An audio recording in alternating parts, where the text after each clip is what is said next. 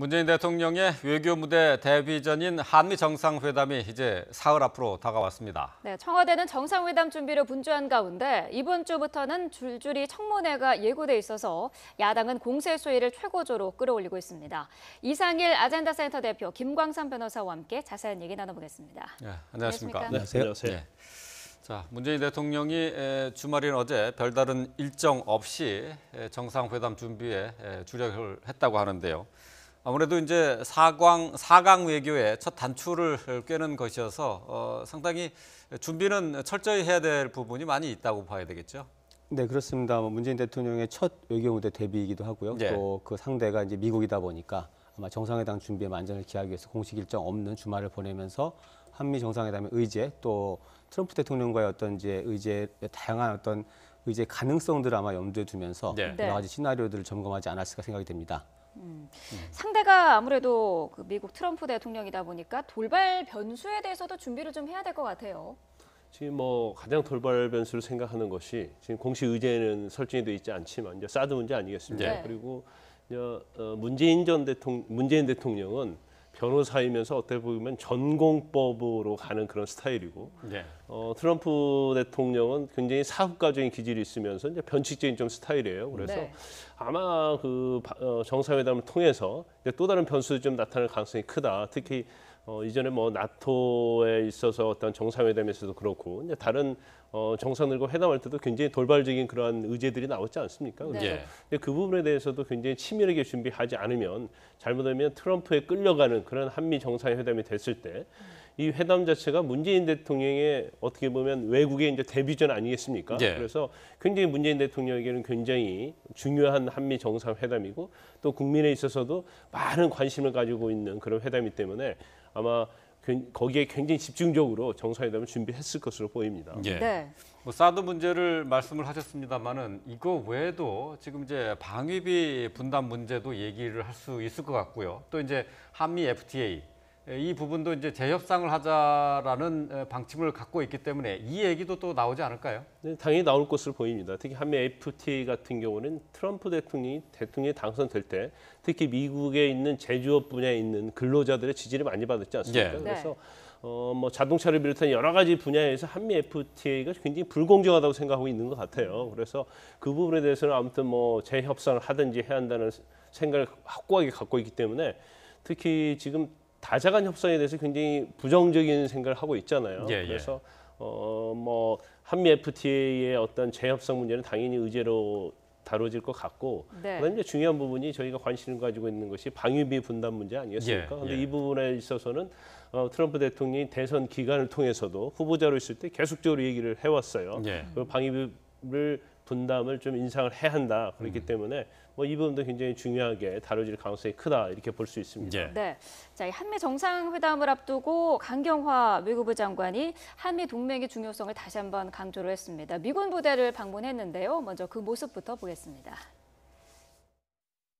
We must resolve our common threat, and that is the rapidly growing threat posed by North Korea's nuclear and missiles programs. Thus, the ROK-US alliance stands at a critical juncture to address this existential threat from North Korea. With our ironclad, rock-solid alliance and combined defense posture, we can achieve our common goal. You are truly second to none. Thank you very much. 네, 우리 외교부 장관이 한국전쟁 발발 이래 미군 부대를 방문한 게 처음 있는 일이라고요. 네, 그렇습니다. 뭐 국방부 장관이 아닌 외교부 장관이 이제 미군 부대 방문이 처음이라고 하는데요. 네. 아마 그 이번 이제 한미 정상회담을 앞두고 사전에 이제 그 여러 가지 분위기를 조성하기 위한 그런 어떤 의도도 있는 것으로 보여지고요. 네. 네. 또 뭐 현실적인 여러 가지 이유들이 있는 것 같습니다. 주한미 이사단 이제 장관이 그 강경화 장관이 방문한 주한미 이사단은 그 우리나라하고 아주 각별한 인연이 있는 미군 부대로 알려져 있죠. 6.25 지상전에 처음으로 투입됐던 부대이기도 예. 하고 또 그 당시에 뭐 7,000명이 넘는 사상자를 내서 피해를 굉장히 많이 봤던 부대라고 예. 합니다. 네. 그러면서 이번에 이제 창설 100주년이 됐는데요. 이 얼마 전에 이제 의정부시에서 미군 이사단 창설 기념한 어떤 이제 공연을 기획했다가 예. 그 예전에 이제 과거 그 효순 미선양 사건 등 이런 문제들하고 좀 반대 여론에 불붙으면서 무산된 적이 있었는데 그렇죠. 이런 네. 것들이 네. 국내 어떤 반미 감정들 이런 것들이 좀 돌출되는 게 아니냐 이런 우려도 미국에서 있는 것으로 알려져 있습니다. 이런 것들도 좀 불식시키고 예. 문재인 대통령의 방미 전에 한미 동맹의 굳건함, 건재함을 좀 이렇게 상기시키는 그런 어떤 조치 일환으로 방문한 것으로 보여집니다. 네. 어제 강 장관이 이 미군 부대를 방문하면서 이제 밝힌 내용이 있는데 문 대통령이 이제 워싱턴에서 흥남 철수가 관여를 했었던 그때 그 당시에 현장에 있었던 우리 그 용사들이죠. 그 미군 병사들을 이제 초청하는 것을 이제 그 미국에 가서 밝히겠다 이렇게 얘기를 했거든요. 네. 어떤 의미가 있는 겁니까? 일단 흥남 철수 자체는 문재인 대통령에게 굉장히 의미가 있는 거 예. 아니겠습니까? 또 흥남에서 문재인 대통령의 부친이랄지 조상들이 대대로 살아왔어요. 그리고 네. 그때 흥남 철수 때 같이 철수를 해서 이제 거제도에 와서 거제도에 온 지 한 3년 후에 문재인 대통령이 태어났거든요. 예. 그렇기 때문에 문재인 대통령도 그런 말씀을 하셨죠. 흥남 철수가 있었기 때문에 피난민의 아들의 대통령인 내가 결국은 뭐 대통령이 될 수 있었다 이런 취지의 얘기를 한 것은 예. 사실 이제 미국의 어떤 한미 정상회담을 앞두고 이제 그런 부분에 있어서 미국의 도움이 있었다는 의미는 굉장히 중요하다고 봅니다. 당시에 메가더 유엔 총사령관이 흥남 철수를 전격적으로 지휘해서 한국 사람을 구해라 이렇게 지시를 했다고 전해지고 있기 예. 때문에 결국 미국의 도움에 의해서 본인하고 본인의 어떤 가족들이 철수를 할 수 있었고 오늘은 이제 대통령이 있다는 걸 한미 정상회담을 앞두고 특히 또 6.25 67주년 기념에서 이런 얘기를 했다는 것 자체는 결국 한미 동맹에 대해서 확고한 신념이 있다. 네. 그런 면을 좀 보여주는 것 같아. 보여주려는 이제 전략적인 메시지가 있다고 보고요. 예. 네. 또 강경화 외교부 장관이 미 이사단을 방문한 것 자체도 사실 한미 정상회담을 앞두고 이런 여러 가지 이제 전략적 의도라고 봐요. 또 예, 예. CBS와 어떤 인터뷰 그리고 워싱턴 포스트와 인터뷰 이런 것 자체는 한미 정상회담을 앞두고 여러 가지 이제 한미와 관련된 부분, 특히 미국 정부에서 보는 사드 배치와 관련된 부분, 북핵에 대한 어떤 우리 측의 태도 그런 부분에서 불씨를 시키면서 미국과 또 트럼프 대통령과의 어떤 정책적 견지와 우리는 같이 한다 이런 걸 보여주기 위한 그런 메시지인데 상당히 의미가 있다고 봅니다. 예. 네. 예. 그동안의 그 외교적인 정상회담과는 달리 이번에는 상당히 그 양국 정상 간에 지금 한국과 미국이죠. 한국과 미국 간의 또 심리적인 거리감을 상당히 좁히려는 그런 노력들을 계속하고 있는 것 같아요. 뭐 아무래도 이제 문재인 정부가 출범하면서 그동안에 그 한국의 이제 대미 정책 또 한미 동맹과 관련된 여러 가지 그 이슈들을 대응하는 방식의 변화가 있는 게 아니냐라는 어떤 예. 뭐 관측과 우려들이 있었기 때문에 이런 네. 부분들을 좀 불식시키려는 어떤 노력이 필요한 상황이고요. 또 미국도 트럼프 대통령 출범 이후에 그 상당히 이제 저돌적이고 돌출적인 어떤 그 외교적인 정책들 또 한국에 대해서도 그런 아까 방위 분담 얘기 지적하셨지만 여러 가지 또 사드 배치 비용 문제라든지 이런 것들이 지금 계속 나오면서 네. 과연 이제 그 매끄럽게 그 한미 동맹 관계가 계속 유지되면서 서로 양국 간의 공통의 이익을 취할 수 있느냐 이런 부분들에 대한 그 이제 일반적인 좀 관측 그 우려들이 있기 때문에 네. 여기에 대해서 사전에 상당한 이제 대비를 하고 있는 할 수밖에 없는 상황인 것 같고요. 또 예. 특히 문재인 대통령은 이제 어떤 그 스타일의 그 전공법의 어떤 그런 식의 그 대응이 좀 예상되기 때문에 예. 네. 아마 여기에 대해서 이제 여러 가지 그 다양한 시나리오들을 점검할 수밖에 없고 그런 노력을 좀 조금 더 강하게 할 수밖에 없는 상황인 것 같습니다. 예. 네. 자, 이제 사흘 앞으로 다가온 한미 정상회담 간략하게 짚어봤습니다. 자, 계속해서 국내 정치 상황으로 좀 넘어가 보도록 하겠습니다. 자, 이번 주부터는 청문회 전국 3라운드가 시작이 됩니다. 야당이 특히 송영무 국방부 장관 후보자에게 이제 화력을 집중하고 있는데요. 먼저 야당에서 송영무 후보자에 대해서 어떻게 평가하고 있는지 직접 들어보겠습니다. 최근에 송 후보자는 대형 로펌에서 자문료로 10억 원 가까이 받은 데 대해서 일반 사람들이 이해하기 어려운 세계가 있다는 어처구니 없는 해명을 했습니다. 일반 사람들이 모른다는 그 세계가 어떤 곳인지 참으로 궁금합니다. 일반 사람들이 모르는 세계에서 온 송 후보자는 대한민국의 국방장관에 연연할 것이 아니라 일반 사람들이 이해하기 어려운 그 세계에서 계속 부귀영화를 누리십시오. 네. 자, 송영무 후보자가 해명을 하는 가운데, 그러니까 자문료 의혹과 관련해서 해명을 하면서 일반 서민들은 모르는 다른 세계가 있다 이렇게 얘기를 하는데 이게 오히려 더 불을 붙인 것 같습니다. 그러니까 원칙론적으로 이제 자문료를 왜 거기에 가서 일을 네. 해주고 어떻게 계약서를 작성했는데 뭐 그런 식으로 어떤 일을 했는가에 대해서 분명히 밝혀야 하는데 그 부분은 밝히지 않았어요. 그리고 단순히 일반 사람들이 모르는 세계가 있다 이런 식으로 네. 얘기를 하니까 여기서 일반 사람들은 우리가 보통 말하는 서민 아니겠습니까? 네. 그러면 자문료와 관련해서 어떤 서민이 모르는 그런 이야기가 있는지 아니면 이 금액 자체하고 그 자문은 어떤 내용에 있어서도 새로운 어떤 비밀스러운 얘기가 있는지 굉장히 의문스러운 부분이 있어요. 그래서 이 부분에 대해서는 굉장히 부적절한 그런 발언을 했다고 보이는데 네. 송영무 후보자 같은 경우에는 이제 제일 중요한 부분이 바로 그 방금 말씀드린 그 자문료와 관련된 부분이 아니겠어요? 네. 그런데 그 로펌의 자문료를 뭐 거의 10억 가까이 9억 9천만 원 받았는데 그 자문료 자체가 왜 이렇게 많이 받았나? 일반적으로 한 연으로 따지면 1억 5천 정도 받는데 좀 훨씬 더 많이 받았거든요. 그래서 보통 그렇죠. 1억 5천 정도 받는 그렇죠. 건가요? 연 예. 1억 5천 정도 자문료를 받는데 이제 예. 그 법무법인에 대해서 얘기하는 겁니다. 예, 예. 그럼에도 불구하고 율촌을 얘기하는 그렇죠. 거죠. 예. 그런데 2배 이상 받았고요. 당시에 또 율촌 자체가 STX 방산업체 법률 대리인이었어요. 예. 그렇다고 하면 특별한 관계, 그러니까 단순한 자문이 아니고 어떤 로비나 예. 그런 거에서 영향을 미치려고 하는 의도가 있지 않았느냐. 그렇지 않으면 이런 자문료를 줬겠느냐. 이제 그런 문제가 있고. 그러니까 해군 참모총장 재임 시에 STX 조선이 방산업체로 이제 지정이 되고 나중에 이제 그 어떤 뭐 혜택을 받은 거다 이렇게 볼 수 그렇죠. 있는 부분이 있는 거죠. 그거와 또 연계선상을 놓고 보는 거죠. 예. 그다음에 LIG 넥스원도 방산업체 아니겠습니까? 예. 근데 방산업체에서도 자문료를 이제 800만 원 받았는데 지금 사실 뭐 이명박 정부 이래 방산업체의 어떤 비리에 대해서 굉장히 이 문제가 되고 있지 않습니까? 그래서 군 개혁의 가장 중요한 부분이 방산 비리단 말이에요. 네. 그런데 송영무 후보자가 방산 비리와 관련된 그러한 로펌이나 업체에서 자문료를 받았다는 것 자체를 보면 어떻게 이렇게 방산업체 비리에 대해서 개혁을 할 수 있겠느냐. 이게 가장 근본적인 문제가 있는 겁니다. 그래서 예. 그 부분에 대해서 야당이 집중적으로 공격을 하고 있는 거죠. 예. 네.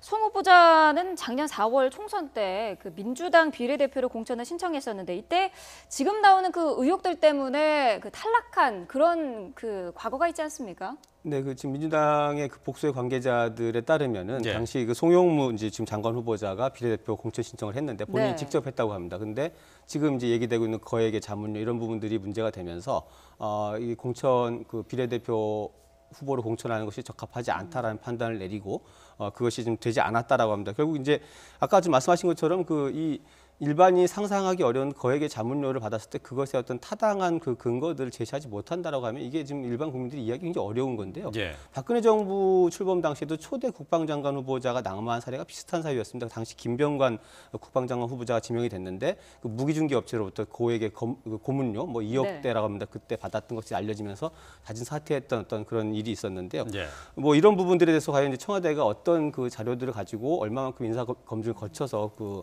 장관 후보자를 공천한 것인지 또 거기에 대해서 지금 송영무 후보자는 뭐 본인이 오히려 이제 과거 정부가 나의 그 본인의 계좌를 뭐 들여다보는 여러 가지 조사를 해오고 추적을 했다라고까지 설명하면서 네. 이렇게 억울하다라고 얘기하고 있는데 과연 이제 이런 일반 국민들이 좀 납득하기 어려운 이런 어떤 상황을 어떻게 해명할 것인지 좀 지켜봐야 되겠습니다만 지금까지 흐름으로 봐서는 쉽게 지금 이렇게 이해하기 어려운 그런 네. 어떤 퇴임 이후에 그라고는 하지만 어떻게 보면은 과연 이제 재임 시절에 여러 가지 그런 어떤 업체들과의 특혜에 관련된 유착 의혹까지 제기된 상황이기 때문에 청문회 전국에서 아마 가장 핫한 그런 이슈로 지금 불거질 것으로 네. 보여집니다. 그 송영무 후보자가 이제 얘기한 게 일반 사람들은 좀 알기 어려운 세계가 있다라고 얘기를 했는데 다시 또 이제 거기에 대해서 오해가 불거지니까 해명을 한 것이 변호사 업계 외 사람을 의미한 거다. 그러니까 일반 사람이라는 것은 변호사 업계에 있지 않는 다른 사람들을 얘기한 것이다라고 얘기를 했거든요. 그렇다면은 변호사 업계에 계신 분으로서 뭐 이해가 되시는 부분입니까? 어떻습니까? 저도 해명 자체도요. 잘 이해를 못하겠어요. 이게 무슨 말인지 선뜻 이해가 가지 않습니다. 그래서 네. 아마 본인은 뭐 그 취지 발언 자체가 우리가 어떤 변호사 업계 그리고 로펌 관계에 있어서 계약을 하는 것 자체. 그러니까 지금 자문료 받는 것 자체도 계약을 하는 걸로 돼 있잖아요. 그래서 예, 계약서도 그렇죠. 없죠. 예. 근데 일반적으로 보면 어디나 다 계약서를 작성하거든요. 그런데 예. 굉장히 아이러니컬한 부분이 있어요. 오히려 이 법무법인이나 그런 데서는 계약을 우리가 뭐 특히 작은 로펌이랄지 뭐 큰 로펌에도 노동계약서 같은 많이 근로계약서를 쓰죠. 근데 안 쓰는 데 상당히 많아요. 아, 그런 것도 또 그렇죠. 그렇게 아주 예외적인 건 아니란 얘기인가요? 그렇죠. 아니 그러니까 원래는 써야 하는데 쓰지 예, 예. 않기 때문에 사실은 유법성 문제도 있는 거예요. 그러니까 왜 안 쓰는 거예요, 그러면? 예. 그런 거는 어떤 이유가 있을 거 아니에요. 근데 오히려 그걸 쓰게 되면 서로 구속이 받게 되는 거죠. 그걸 이행을 해야 하고. 그러니까 일반 뭐 우리가 말하는 일반 근로자 같은 경우는 오히려 근로계약서 쓰므로 말미암아서 자기의 예. 권리가 보장이 됩니다. 그렇죠. 그런데 많은 돈을 받는 자문료를 받게 되는 경우에서는 나중에 이게 문제가 될 수도 있고요. 또 자문료 자체가 지금 드러난 것은 로펌과 관련해서는 10억이잖아요. 그런데 예. 자문료를 그러면 연 단위로 해서 얼마를 이렇게 계약할 수도 있고요. 예.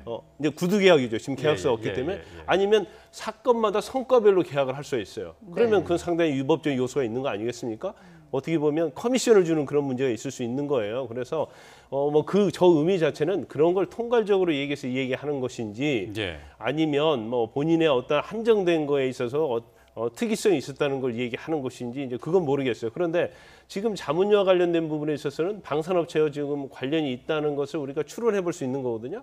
그럼 방산업체와 관련돼서 어떤 승소를 했을 때랄지 어떤 정보를 주었을 때랄지 아니면 어떤 수주를 했을 때 어떤 커미션 명목으로 돈을 주기로 했다고 한다면 예. 그건 상당히 위법 행위가 되는 겁니다. 그러면은 계약서상에서 커미션으로 그러니까 일정한 어떤 실적이 있는 경우에 거기에 대해서 대가로 지불한다 하는 계약은 불법입니까? 아니 명백히 불법이다 할 수 없는 유법성 요소가 있을 수 있어요. 왜냐하면 법률 전문가가 아니고 단순히 변호사다고 하면 거기에 대해서 인센티브로 간다면 모르겠지만 그러지 않고 제3자를 어떤 자문 계약을 맺어서 거기에 대한 돈을 주기로 하는 것은 유법성 요소가 충분히 있을 수 있는 그래요. 거예요. 예. 그렇기 때문에 일반적으로 특히 자문 계약과 관련된 부분은 그러니까 일반 회사에서 변호사와 계약할 때는 뭐 다 쓰죠. 예. 그렇지만 그렇죠. 로펌이랄지 그런 데서 자문 계약을 맺을 때는 쓰지 않는 경우가 상당히 많아요. 그 자체는 상당히 어떤 검은 돈의 어떤 흐름이 있을 수 있는 그런 여지가 좀 있기 때문에 이건 뭐 꼭 송영무 후보자에 해당되는 얘기가 아니고 그런 의혹을 충분히 가질 수 있는 경우가 상당히 많다 그렇게 네. 볼 수 있는 거죠. 네. 그러니까 말씀을 들어보니까 종합적으로 일반인들이 이해하기 힘든 약간의 그 불법적인 요소가 있다는 듯한 뉘앙스로 제가 받아들일 수 있을 것 같습니다. 예. 네. 자, 송영무 후보자에 대한 야당의 공세가 지금 집중되고 있는데 또 한 명이 있습니다. 김상곤 교육부 장관 후보자인데 이 김 후보자 같은 경우에는 지금 이념 편향 논란이 불거지고 있어요. 네, 그렇습니다. 당초에는 이제 논문 표절과 관련된 김병준 전 부총리와의 개인적인 인연, 예전에 이제 논문 인사청문회가 통과한 교육부 장관을 논문 표절을 문제를 삼아서 사퇴를 요구했었던 그런 문제가 지금 불거졌다가 다시 인연 편향 논란도 지금 같이 불거지고 있는데요. 네. 2005년인데 2005년 8.15 광복절을 맞아서 시민사회 단체가 주관한 이제 자리에서 주한미군 철수를 공식적으로 주장했다 이런 이야기도 좀 나오고 있고요. 또 네. 좀 오래된 얘기입니다만 1990년에는 광주항쟁과 관련된 글을 쓰면서 이런 것들이 이제 반미 투쟁의 어떤 당위성을 고취시키는 계기가 됐다 이런 말들을 썼다 이런 것들이 드러나면서 과연 이제 교육부 장관으로서 지금 정당, 그러니까 적합한 어떤 이념적인 어떤 그런 것들 가지고 있는 것이냐 이런 부분들이 지금 문제가 되고 있고 야당에서는 이런 부분까지도 인사청문회 과정에서 충분히 검증을 하겠다 이렇게 벼르고 있는 상황입니다. 네. 자, 이렇게 후보자들에 대한 의혹이 잇따르면서 야3당이 대통령에 대한 공격 수위도 높이고 있습니다. 직접 들어보고 얘기 나누겠습니다. 알고도 지명했다면 대통령이 책임질 문제이지만 몰랐다면 검증 책임자가 책임지고 사퇴하는 것이 정치적 도리라고 생각합니다. 도대체 전 정부보다 나아진 것이 하나도 없습니다. 국민 기반 3종 세트를 갖고 국회에서 청문회를 한다는 것은 정말 굴욕적이고 난센스라고 생각합니다. 문재인 대통령은 즉시 지명을 철회하고 국민과 야당에 사과해야 합니다.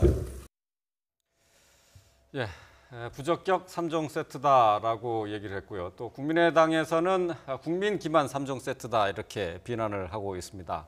자, 이 비난 후보자들에 대한 비난이 계속 높아지고 있는데 여기에 대해서 민주당 측에서는 현역 의원이 아닌 후보자에 대해서 비난이 오히려 더 강해지고 있다라고 역공을 펴고 있는데요. 어떻게 봐야 되나요? 네, 지금 여당은 지금 야당의 그 인사청문회 후보자들에 대한 어떤 공세를 좀 일정한 좀 정치 공세 성격이 있다 이렇게 지금 반박을 하고 있는데요. 네. 네. 그러나 지금 지금까지 드러난 특히 뭐 아까 좀 많이 지적했습니다. 송영무 장관 후보자 같은 경우에는 뭐 일단 논란의 수준을 넘어서 명쾌한 해명이 필요한 여러 가지 의혹들이 제기가 되고 있기 때문에 이런 부분들을 지금 어떻게 풀어갈 것인가에 대한 그 문재인 대통령과 그 여당의 좀 적극적인 검토가 있어야 되지 않나 생각이 좀 듭니다. 지금 네. 상황에서 물론 이제 인사청문회라는 거는 뭐 지금 헌법재판소장은 이제 인준 표결이 필요하지만 다른 분들은 뭐 그 대통령이 임명을 강행할 경우에 강행이 가능한 상황이지만 이런 것들이 이제 앞으로 몰고 올 전국 경색이라든지 여러 가지 어려움들을 좀 감안해야 될 것 같고요. 네. 또 대통령이 지금 28일 날 이제 한미 정상회담에서 출국을 합니다. 그리고 나면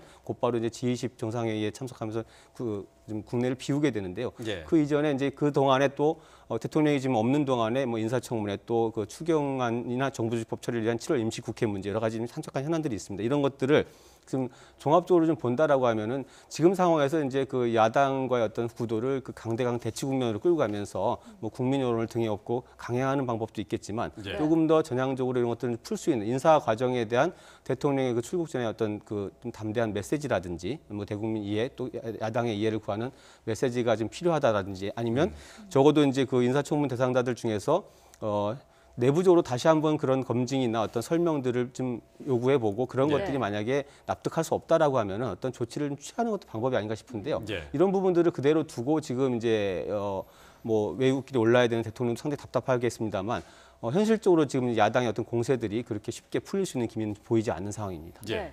지금 가장 논란이 뜨거운 송영무 후보자 같은 경우에는 청와대가 검증하는 과정에서 이 논란이 되는 의혹들을 알고 있었음에도 불구하고 후보자로 지명을 했다. 이런 언론 보도도 나왔거든요. 어떻게 보십니까? 그런 언론 보도가 나왔는데요. 그건 뭐 사실 확인할 수는 없어요. 확인할 수 없는데 아까 말씀하신 것처럼 이제 비례대표 공천 신청을 했었잖아요. 그런데 거기서 탈락이 됐다. 네. 그런데 공천 신청을 해서 탈락일 때 그 기록이 남지는 않습니다. 그래서 저도 이제 비례대표 공천 심사위원을 해본 적이 있는데 그 모여서 얘기해서 일단 서류상에 남아 있는 거 가지고 얘기를 하고 근데 그 중에 어떤 단점이랄지 아니면 돼서는 안 될 게 어떤 비리가 나타나게 되면 구두적으로 이 사람은 안 된다고 해서 배제를 시키기 때문에 네. 그 자체가 민주당 내에서 남아 있는 건 아니에요. 그런데 이제 제가 볼 때는 아마 그 특히 인사 기록이 아예 남지 네네 그 않는다고요. 기록 자체로 남는 건 아니에요. 예. 거기서 단지 비례대표 공천을 한 사람들 이제 순위별로 예. 당선 가능성이라든지 이제 그런 걸 따져서 또 상징성 그러니까 당의 정체성과 관련된 부분 또 전문성과 관련된 부분 이제 이런 걸 따져서 공천 심사를 하는 거거든요. 그래서 예. 이게 아마 청와대 검증팀까지는 갔을까 하는 좀 약간 의문은 있어요. 의문은 있지만 일단 제일 중요한 부분은 그거 아니겠어요. 이력서에 쓸 때 또 네. 아니면 이제 체크 포인트에서 질문을 할 때 그 중에 뭐 이전에 어디에 취직을 했는지 그게 당연히 나오게 되는 거거든요. 어디에서 자문료를 어떻게 받아왔고 세금을 어떻게 냈는지. 그렇다고 한다면 법무법인에서 근무를 했다고 하면 그 당시 법무법인에서 무슨 일을 했는지 그 부분도 중점적으로 봐야 했을 것 같고 네. 특히 LIG 넥스원 같은 경우는 이제 방산업체라는 것이 명백하지 않습니까? 그러면 그 부분은 충분히 검증을 해볼 수 있었는데 만약에 몰랐다고 한다면 그 검증 기회를 놓쳤고 검증에 구멍이 생겼다고 볼 수 있는 거죠. 예. 네. 자, 송영무 후보자에 대한 인사청문회는 내일 모레 국회에서 열리게 되는데 오늘은 한승희 국세청장 후보자 청문회가 열리게 됩니다. 오늘 뭐 도덕성 검증보다는 정책 검증에 집중이 될 것으로 그렇게 예상이 되고 있습니다. 잠시 뒤에 10시에 시작을 할 예정인데요.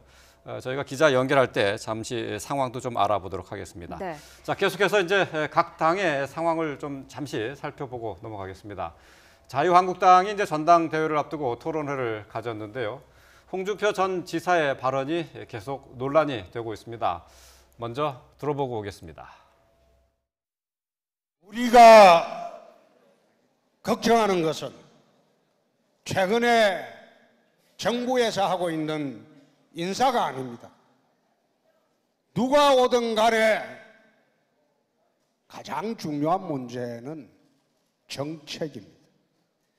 나라의 정책이 주사파 운동권 방향으로 흘러갈 때 이 나라가 위험하게 되는 것입니다. 최근에 내 어느 여론조사를 보니까 문재인 정부 지지율이 어느 지역에서는 99%래요. 내가 그걸 쳐다보고 여기가 어디 북한의 김정은이도 아니고 세상에 이런 지지율이 어디 있느냐 이 말이에요. 네, 홍준표 전 지사의 모습 보셨습니다. 지난 대선 때처럼 이번에 당권 경쟁에 나섰는데 역시 똑같이 이제 색깔론을 집중적으로 부각시키고 있어요. 어떻게 뭐 전략상 지금 현재 상황에서 맞다고 봐야 되나요? 홍준표 전 지사의 이제 지금 현재 전당대회 메시지를 보면은 뭐 대선 때와 좀 크게 달라지지 않은 것 같습니다. 네. 뭐 공식적으로 말하지는 않았지만 문재인 정부를 이제 좌파, 주사파 정권 이렇게 아마 규정을 하면서 그 자유한국당의 포지션을 좀 새롭게 가져가겠다. 뭐 이런 어떤 의도가 읽히는데요.